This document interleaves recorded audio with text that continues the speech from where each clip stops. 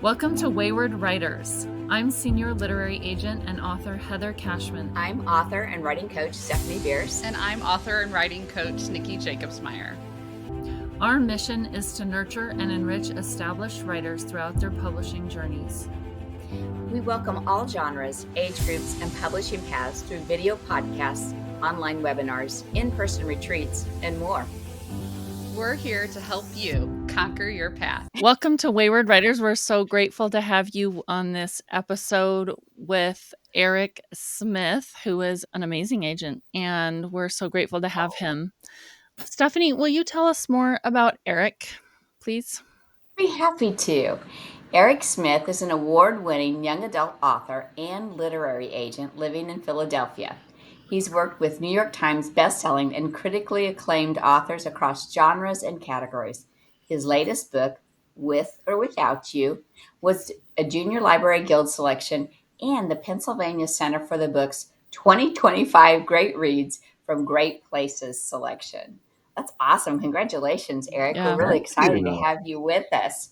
Thanks for And having me. Eric is going to be one of our agents on the Agent Day. So you get a chance to meet him in person yourself if you join us for Agent Day. All those fun things. Yeah, absolutely.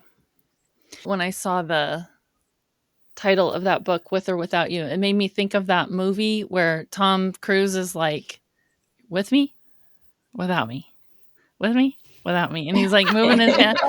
I don't know if any of you watched that show, but anyway, that's what that book made me think of. I love it that you're an author. Got some great books. So you know our pain. Yes, I do. absolutely. My one you little and Heather, super. that's a huge superpower. I think it is. For sure. Yeah.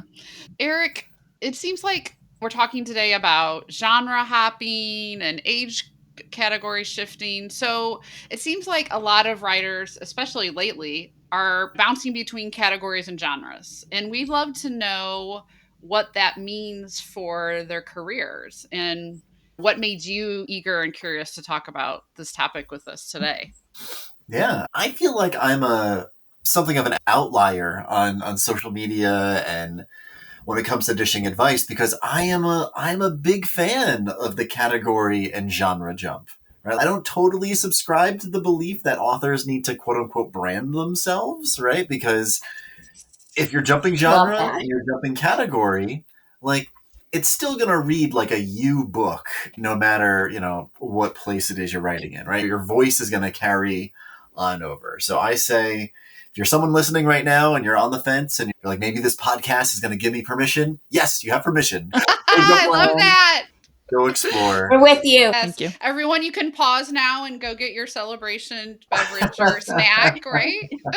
That's And, great and like news, my favorite examples of authors who do this well is like you look at a writer like Mindy McGinnis who writes like dystopian YA, contemporary YA, high fantasy. Like she jumps around all over the place, and like book after book is just fantastic. In my own agent life, I'm lucky to work with writers like Nita Tyndall, who jumps genre and jumps category. Same thing with a writer like M.K. England. And it's never been a problem, right? Like the books, they still feel like they're written by them. They feel like the next step in their potential career when we have those discussions. If you're, having some concerns about jumping category or genre, have those conversations with your agents, and they're probably going to nudge you along the way and say, yes, it's fine. Go do you. What do you think draws a writer to try a new genre or age category? And how can you tell if it's the right move if you're the author? Great question, Stephanie. There's a couple reasons why I've seen it happen. Sometimes it's the result of all their friends are doing it, right? Like we are lemmings. There's one thing a lot of writers do, though. It's we do compare ourselves to our colleagues. It happens a lot. Yes. Comparison's the thief of joy. You shouldn't be doing it, but we're going to do it. It's going to happen. I've seen a lot of writers say, a lot of my friends are starting to make the jump into adult books, or writers who are writing YA say, hey, I see a lot of my buddies are dabbling in middle grade, and they get curious. They want to see what the grass is like over on that side. For some of us, it's just being in a different stage in our life. Like me, I have an 8-year-old now. I also have a brand new baby who's 3 months old. And when I was looking at my own writing and writing my YA novels, I was like, I want to be writing books that my kids will dig into a little bit sooner. And I was reading a lot of middle grade, and I was buying a ton of middle grade just to get it stocked up for my 8-year-old for when he was ready. Yeah, I started reading those books, and I was like, these are great. Like, why haven't I been trying to write these? So, like, having life changes can sometimes make that happen. And then sometimes having some like gentle pushes from editors that are curious about you as a writer. I've definitely had editors reach out about my clients and say, hey, has ever thought about writing a picture book or a middle grade or a epic space opera? And that happens, and you give it a shot. So there's a bunch of different reasons why writers jump, but I think the biggest one is they think they could do it, and they think it'll be fun. I think a lot of writers just want to try stuff, don't you? Yeah. You want to try something new, experiment, and see something, whether it works or not sometimes. And sometimes you discover you're not good at it, and that's okay. Like I have been trying to write, right? I have been trying to write an adult romantic comedy for years, and I feel like every time I've sent one to like my agent or my friends, I'm like, this is the latest one. This is the one. They're always like, oh, this is a rom-com. Where's the com? And I'm like, how? Why awesome. can't I get it right? And I'll crack it one day. Even though I read a ton of rom-coms, I feel like I'm just not quite good at it. But one day. That's we so great. We can all have goals, right? Yeah. Yeah. I think, Eric, do you think sometimes, because I get this, that people have the impression that one age group might be easier than the other to write or break in, right? And they're like, so I think I'm going to try this. It might be a little easier. And I'm okay. Let's explore why you might think this would be easier. Or do you see that? And is that maybe not the best reason to jump ship? Is if I had a couple dollars for every time like a second cousin was just like, oh, you write kids books, huh? When are you gonna write a real book? I'd be very wealthy. It's not easier in different categories at all. Yeah, I tried to write a picture book, and the ability to say so much in so few words is a real gift that I do not have. It's remarkable, I think. So anytime I hear someone say something like that, oh, a picture book must be so easy to write. You've never tried. You've never tried to do it. They're very hard to write. Same thing with writing middle grade or young adult books, because like you have to write in a voice that kids can relate to, right? There's a craft that goes into it. There's some voice decisions that go into it. Anytime I sit down to try to write like a new YA novel or a new middle grade, I have to immerse myself in those books all over again because I am 43 years old. I'm far away from being a teenager now. It's hard. Yeah, don't be one of those people because it isn't easier to write kids' books versus adult books. Yeah, definitely not. I find that, yeah, I have authors who are like, oh, I'm struggling with my novels. I'm just going to go write a picture book. And I'm like, maybe you should take a few classes first because they think it's easier and it's not. Talking about voice, my agent last year was like, I had a YA that died on sub. And she said, I think this will be really successful if you could move it into the adult market. And so I have been doing that in the last 2 months. I finished something else that's on sub now. And now I'm working on moving this into the adult market. Having a lot of fun, by the way. But do you have any specific advice for me specifically, or people like me who are doing things like that, moving something into the adult market, and how you shift your voice? The trick is I know you do this, me saying that you should go do this. This is me more for the listeners, but to read as much as possible, like in the space that you want to be in. Yeah.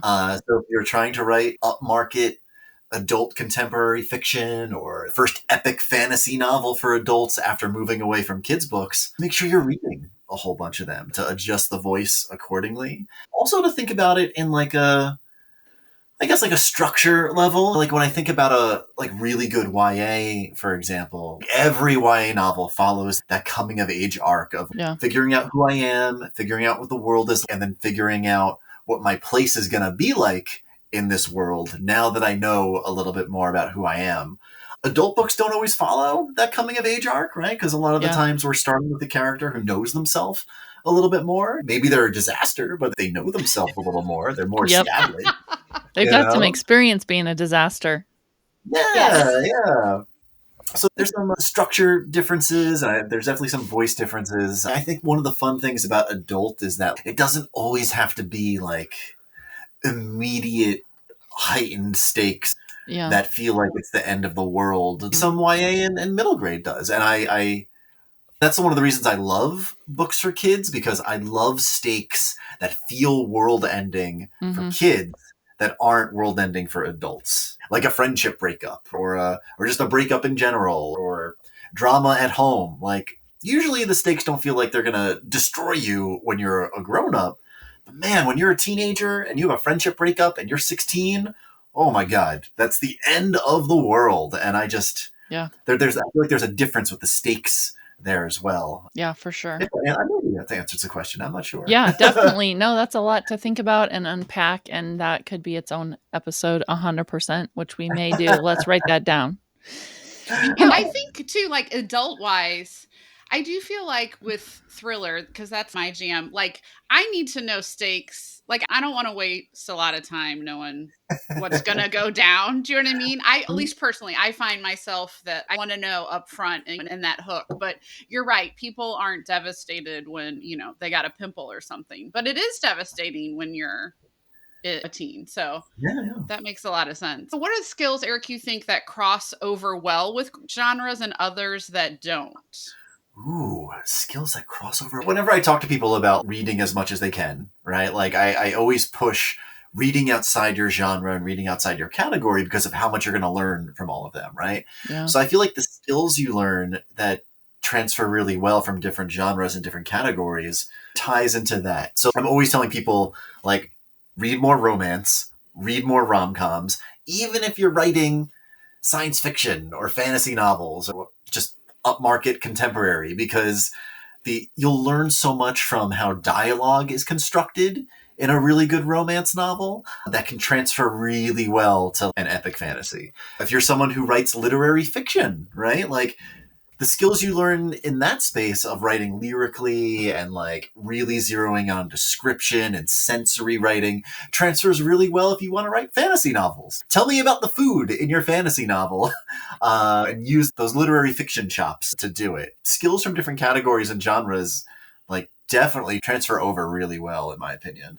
And I guess like stuff that wouldn't transfer over really well, I guess it depends on what you're writing. If you're trying to write like an accessible commercial romance that's supposed to be just like a fun, delightful romp, maybe the intense world building that you've learned from reading like every Brandon Sanderson novel might not transfer over well. Good call.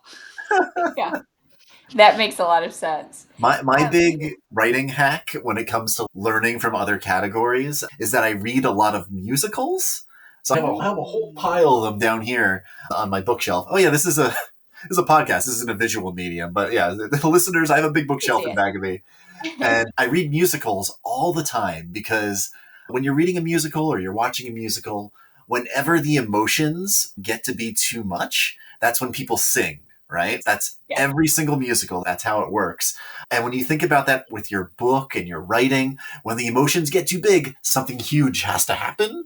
And that helps so much when it comes to developing stories. Just a quick little bonus, if you're at your used bookstore and you see a bunch of musicals for $1, because they're usually really cheap, little paperbacks, get one. You'll be surprised. I love musicals. That's an interesting That is great. Yeah. I grew up on them, and I love, like, as soon as you said that, I was like, that's when the emotions go.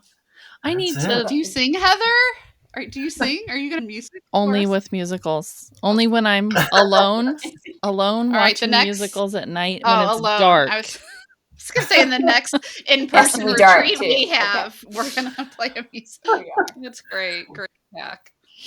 You were talking earlier about that switching genres, that you could still hear the core voice of the author in the genres. And I thought that was very interesting because I'm playing, like everybody else, I'm following all my friends and trying just trying sort of things. And the one interesting thing to me is that I write a lot of middle grade, and I'm trying an adult book, and everybody's like, oh, it still sounds like you. And I don't know whether that's good or bad. No, it's good. It's good. I love Yes. your adult one. But so can you explain how that voice carries and whether it's good or bad? Yeah, I think a good example of this is I work with a wonderful writer named M.K. England who writes middle grade YA, like spicy adult romance, cozy fantasy. They have a middle grade trilogy coming out. Oh boy. I think the first one comes out next year alongside that cozy fantasy series. And just MK has like a really witty, like biting sense of humor in like everything that they write. You can see the voice carrying over, whether they're writing sci-fi or writing like a cozy fantasy novel. Sometimes you can see that when it comes to dialogue. Sometimes you see it when it comes to sensory writing. Great example of this, I was talking to you earlier about how much I like Jeff Zentner, but if you read like a YA novel by Jeff Zentner, he is a master of like sensory writing and making setting feel like it's a character. But then when you read Jeff's adult novel, Colton Gentry's Second Act, I could tell like right from the first couple of pages like that it was a Jeff Zentner book because the setting felt so firmly like it was another character in the story. So like those things that you're known for in your other books, it'll pepper over into your other categories for sure. And I think it's really good because you are your brand, right? Your authorial voice is your brand. And I think that people who really love that, they will read everything you write. I've done that with authors who are, crossover genres and age categories. I just read everything they've ever written and love it.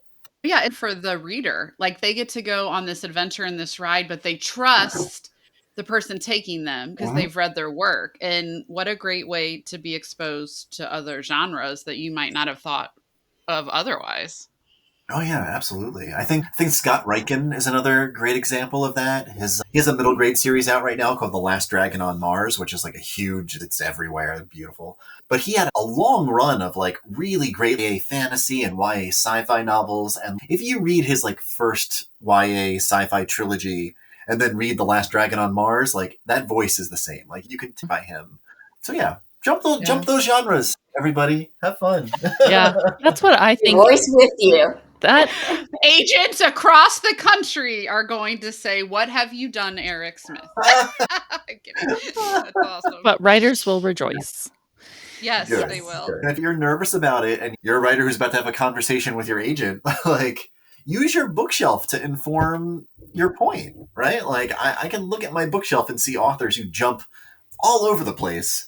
I'm looking behind me right now and I can see like David Arnold's first YA contemporary, and David's most recent book was a epic YA sci-fi portal book that he had put out. So fine. You're fine. Your bookshelf will tell you that you're right. Okay. Yeah. Reassurance for all authors. From an agent's perspective, which I'm interested in, obviously, what are the risks and rewards of authors hopping genres? Because I have several authors in my list who do this. I personally do this. So can you just speak to your experience as far as the rewards that you have experienced, and also what risks are we really taking by doing this in our branding? Yeah, I think the reward is that you're discovering a new audience every time. And that's what happens with every book. If you're someone who writes one book every 2 years, you're reaching a whole new group of people every 2 years, right? Yeah. It's great to think that all those readers follow you, and some of them will, but not all of them. And you're going to buy new people every single time. I think that's the big reward, is being introduced to a whole new crew of folks, and then that whole new bundle of people get to meet your backlist down the line. Oh, this person's written some kids books. I want to check them out. Oh, this person's dabbled in sci-fi. I'm going to check them out. That's fantastic.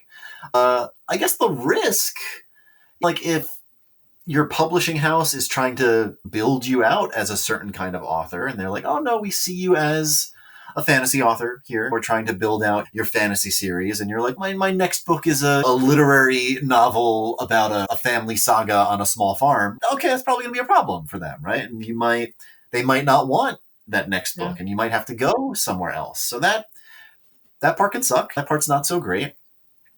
The ideal situation is that you get developed as like a house author and they want to do a couple more books from you that are a little more in line with the brand that they want to flesh out there. I know I said I'm not a big fan of author branding, and I'm not. I do think you should be able to jump around.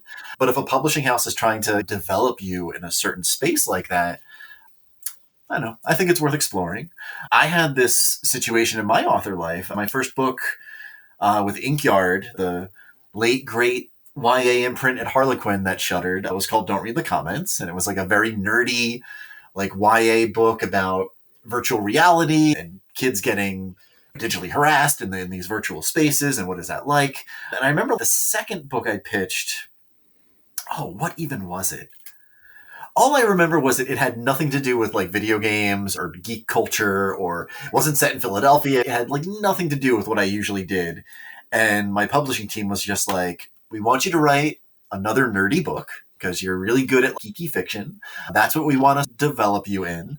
And I was like, okay, let's keep going. And my next book was about a pinball arcade. The book after that was about food trucks. Like I narrowed in on writing about teenagers with very specific interests. And it ended up working out really well for me. Like the advice that they had was really great. Yeah, if the publisher does want to nudge you in that we want to have a brand for you situation, I would stick with it. The risk there is they don't want your next book and you have to go somewhere else. But that's also not the end of the world. Yeah, I agree. Yeah, and there's always the opportunity for a pen name too. Oh, yeah. And going that way. That's a good point. No, absolutely. So what do you think momentum can stall, though, if an author zigzags too much? Or do you think it's a positive thing because it's going to build a new audience? I think it builds a new audience. I really do. I'm trying to think of other authors I like that jump around a lot. And I don't see them stalling out. I'm looking at my shelf right now, and Olivia Cole is like one of my favorite kidlit writers, and has 2 like YA rom-coms, and before that had 2 really amazing like middle grade dystopian sort of books, and then had written space operas, and like they are still going strong and winning awards and all kinds of good stuff. I don't think it would stall you out. Yeah, no, not at all. Yeah, good deal. I think especially if you continue marketing those books, like if you just, as an author, you don't drop them. Right. It's not like launch and done. Exactly. I'm done. Babies. Not a good plan. Not a good plan. Nope, it is not. So do you encourage your authors to experiment with other genres I do. I absolutely do. I will have very honest conversations with them about those genres and categories. Oh, you want to write in this space? Great. Maybe I don't know that much about it and we'll explore it together. Or maybe it's a space that isn't selling really well. So we'll have a conversation about that. But yeah, I encourage them to jump around. Yeah, great. I do too. Especially because I think that writers need to have that passion. And sometimes that is their passion. I mean, I've had this happen to me before where I was writing something and then because something happened, I was like, oh, I have to be writing this other thing. And I just didn't like it so much. And yeah, it really stalled me out. So let's go back to pen names for a minute. I'm just curious about how you handle pen names and when you encourage your authors, or is that something that you have found that publishers do? That's what I've found, is that publishers mostly want people to separate, or if it's like a huge difference, like we're talking picture books and erotica or something like that. It happens, people. I mean, not picture book erotica, but no. Correct. That is not a meshing of genres. Okay.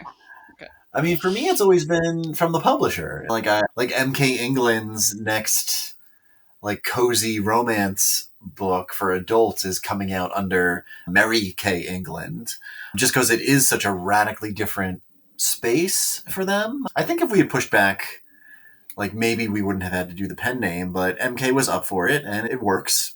It looks really nice on the cover. That's the other thing, don't you think, Eric? Like sometimes readers, if a genre are expecting or wanting something. Yeah, no, and a absolutely. name, right? And an author name sometimes. Sometimes I wish I took a pen name. I get confused for there's like a basketball coach in Canada that's also named Eric Smith. No, he's a journalist. And yeah, I get his @replies all the time. Like, you did a really bad job covering the game yesterday. I don't even know what sports are. I don't know. Why are you yelling at me? Oh, that's funny. So, Eric, you genre hopped yourself. So, what did you learn that surprised you about doing that? Ooh, so genre hopping from YA to middle grade. So yeah, so my middle grades come out in 2 years. What was the big thing I got out of that? That it took some practice. Like I tried to write a different middle grade book. And I remember sending it to my agent, and she emailed back and was just like, "You wrote another YA novel. This isn't middle grade. What are you doing?" And I found that even though I work on middle grade in my agent life, and I do read quite a bit of it, I had to do way more homework. I had to read a lot more of it. Yeah, I guess I hadn't read as much as I thought I had. So I picked up a bunch of authors who I knew from YA already, and I picked up all their middle grades. I inhaled them over the course of a year or two. When I felt like I really had the voice down, I tried again. And the big lesson is you got to do your homework. You're not going to be able to do it unless you're versed in the space, even if you've written other books already. Out to Alex London was the writer. I read all of his Battle Dragon books to get a little more grounded again. I love those books. Read the Princess Protection Program, which I adored. Misa Segura's really wonderful middle grade trilogy. Reread Claribel Ortega's books because I picked them up when they had actually come out. There were a bunch, and it was a lot of fun because middle grade is a delight. And when you're an adult reading like a 40,000 word, 30,000 word middle grade book, you finish it in a day and you feel great. Oh yeah. Yeah, a few hours. It's so fun. And that was nice. Yeah. Remember when the problem was that pimple or only problem was so real, right? Not middle grade. Sometimes. Yeah. So, Eric, what keeps you excited about working in multiple places rather than sticking to just one? Ooh, I guess it's thinking about the new people I'll get to reach, like the younger readers, the different kinds of kidlit librarians and booksellers. Just back in September, I did the Collingswood Book Festival just outside of Philadelphia in Collingswood, New Jersey. And I was there with my YA novels, and it was great. I was talking to like mostly adults and a couple of teenagers. But Laura Magaziner and Ellen O, who write incredible middle grade books, were sitting right next to me. And I watched all day as like these middle school kids like came over and were like getting all of their books and like freaking out. And like they were talking to these kids, like, just like, I don't know. There is this extra level of connection that happens with readers when they're much younger that is just so heartwarming. All I could think was like, I can't wait till my middle grades come out. I can't wait till I can talk to these kids like this. That's exciting to me. It seems so sweet.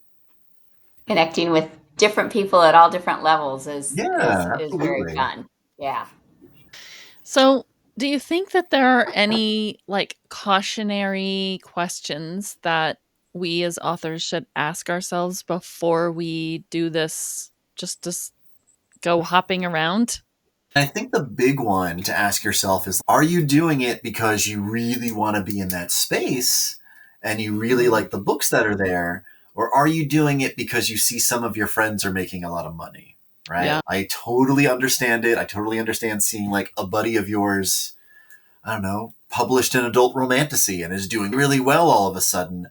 That doesn't mean it's time for you to write one, right? If you don't actually care about the space, it'll be obvious in the writing that you produce, right? If you're not actually passionate about it. Yeah. Like I've seen writer friends make this mistake and they're like, "Oh, Eric, will you beta read my book?" And I look at it and I'm like, don't try to sell out, I guess is what I'm saying. If you don't actually care about the space.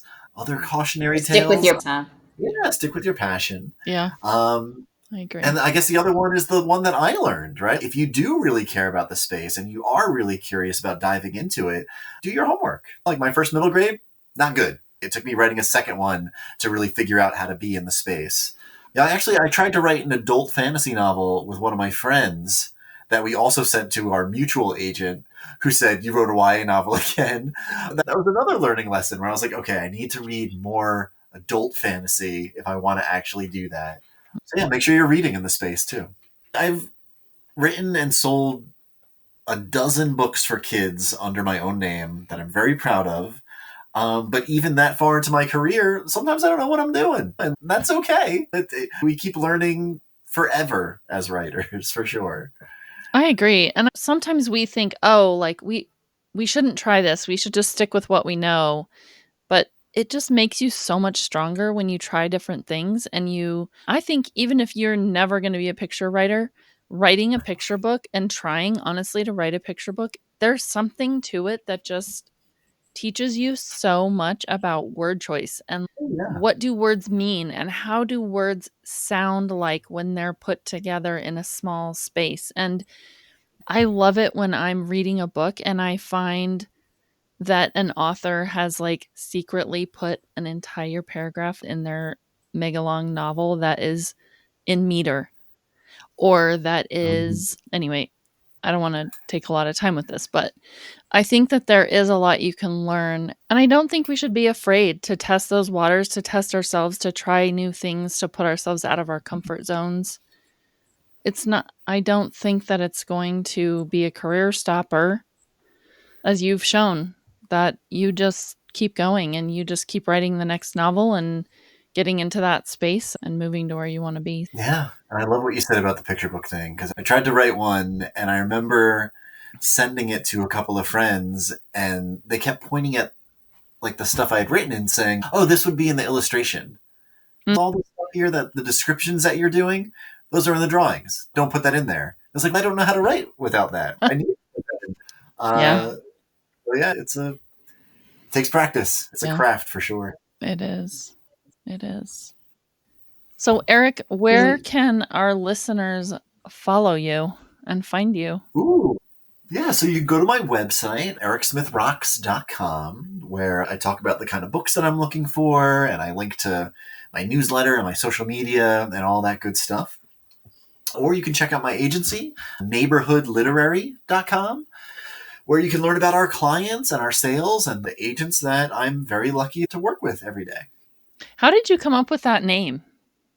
Neighborhood, just because I wanted to make an agency that developed like communities in addition to being a literary agency. So I was like, oh, I want us to feel like we're developing neighborhoods and fostering community. And it just, I don't know, felt like that was the one. I love that. I love it. I love it. And the door on your website, it's all warm feels. It is. Yeah. I love it. That's the plan. Good. Thank you so much for being with us, Eric. No, please. This was lovely. What a great way to end my workday, because like I was telling you, got to go get my kids soon. And I had a great time. Thank you. We did too. Thank you for joining us on this episode of Wayward Writers. Let's connect. Find us at waywardwriters.com, X, Instagram, YouTube, and Facebook. See you next time. Conquer your path.